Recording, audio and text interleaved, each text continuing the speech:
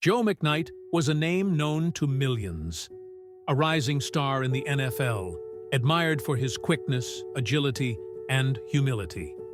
Yet, in December of 2016, his life was brutally cut short in an incident that seemed as senseless as it was tragic. The case that followed would stir up deep divisions in American society about race, gun laws, self-defense, and the justice system. This is True Crime Connection, Joe McKnight's last days.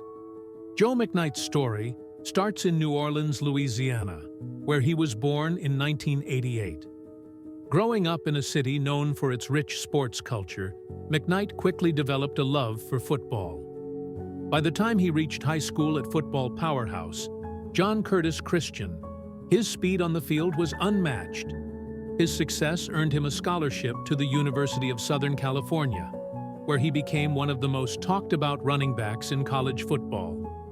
At USC, McKnight was a standout player. He was fast, explosive, and had the ability to change a game in an instant. After his time in college, he was drafted into the NFL by the New York Jets in 2010. For many, McKnight was on the verge of greatness. In the NFL, McKnight played as a running back and a return specialist. Though his career wasn't as long as some might have hoped, McKnight's abilities were undeniable. In his time with the Jets and later with the Kansas City Chiefs, he was known as a player who could turn a small opening into a big play. He was quick, elusive, and a favorite among fans. Off the field, he remained humble and close to his family. But in December 2016, Joe McKnight's life would come to a tragic and unexpected end. On the afternoon of December 1st, McKnight was driving through Terrytown, Louisiana, a quiet suburb near New Orleans. It started as an ordinary day. McKnight had recently retired from football and was getting back into civilian life when an altercation on the road would change everything.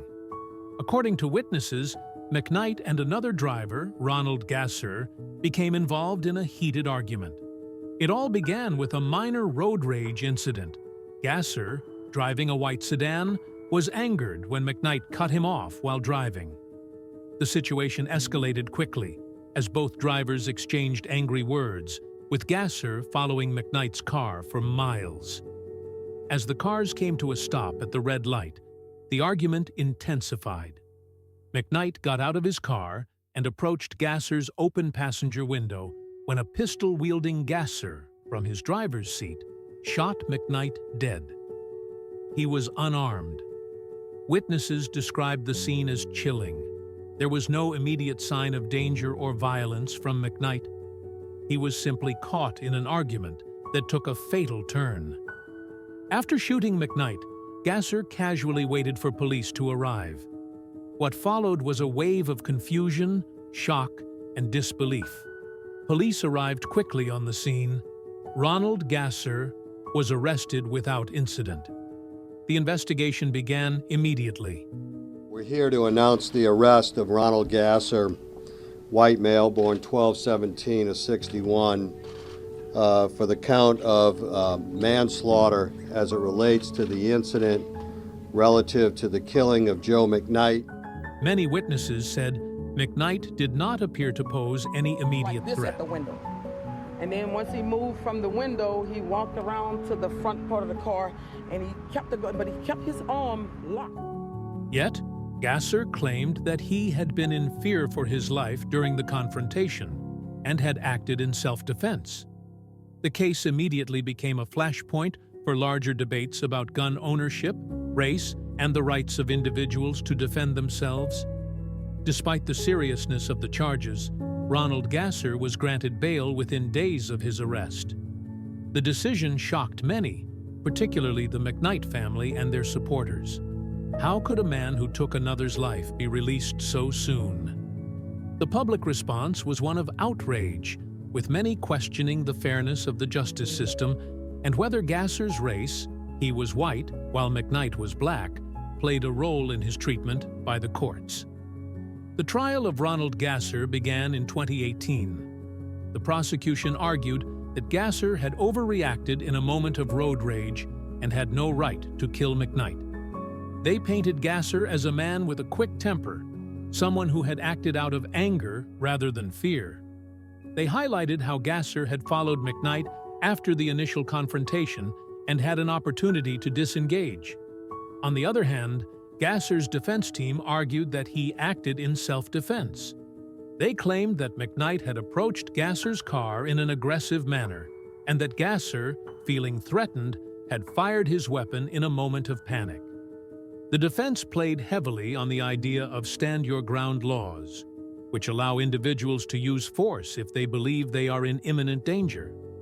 As the trial continued, the case garnered national attention. News outlets across the country covered the trial extensively. McKnight's death was no longer just about one man. It became about issues that touch on the very heart of American society. On social media, the case sparked heated debates.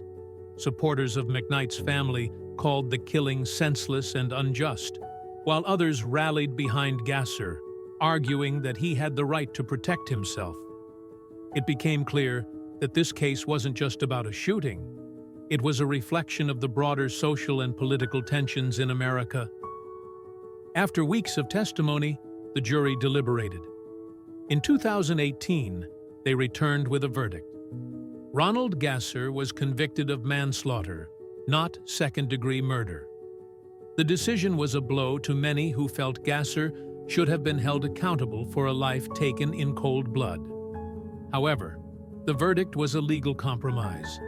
Manslaughter carries a lesser sentence than murder, and many were angered that Gasser wasn't given the maximum penalty. Ronald Gasser was sentenced to 30 years in prison, a sentence that many believed was too light. However, just a few years later, in 2022, Gasser was granted parole. After serving only 5 years of his sentence, he was released early for good behavior. The news sent shockwaves through the public, with many feeling that justice had not been served. The early release of Ronald Gasser sparked protests.